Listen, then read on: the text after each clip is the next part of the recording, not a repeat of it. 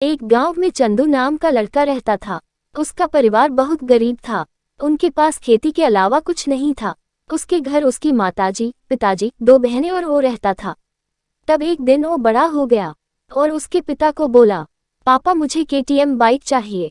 उसके पिताजी बोले, बेटा मेरे पास सिर्फ 3 लाख रुपए है और तुम्हारी 2 बहन भी बड़ी हो चुकी है, उनकी शादी के लिए भी पैसे लगेंगे। तब चंदू बोला, मुझे कुछ पता नहीं, मुझे केटीएम बाइक चाहिए। तब चंदू की माँ बोलती है, बेटा जब तेरी 2 बहनों की शादी होगी उसके बाद तुझे केटीएम बाइक लेकर देंगे। तभी चंदू गुस्सा होकर घर से बाहर चला गया और शाम तक वापस नहीं आया। तभी उसका परिवार बहुत परेशान हो गया और उसकी माँ रोने लगी। थोड़ी देर बाद वो घर लौट कर आया और किसी को कुछ नहीं बोला। फिर अगले दिन उसके पिताजी बोले, बेटा तू हमको बोलता क्यों नहीं है? वह बोला, जब तक तुम मुझे केटीएम बाइक नहीं लेकर दोगे तब तक मैं किसी से बात नहीं करूंगा।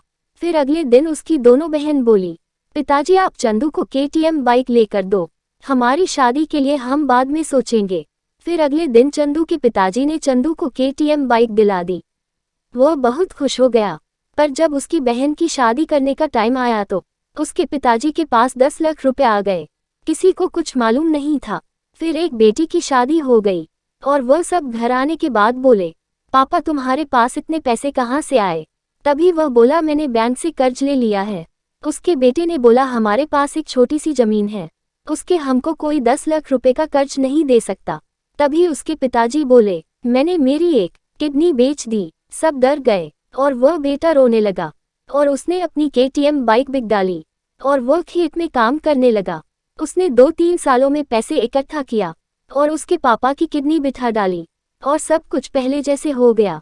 सीख, कभी भी किसी चीज के लिए जिद ना करें, पहले हमको हमारा हालात देखना चाहिए।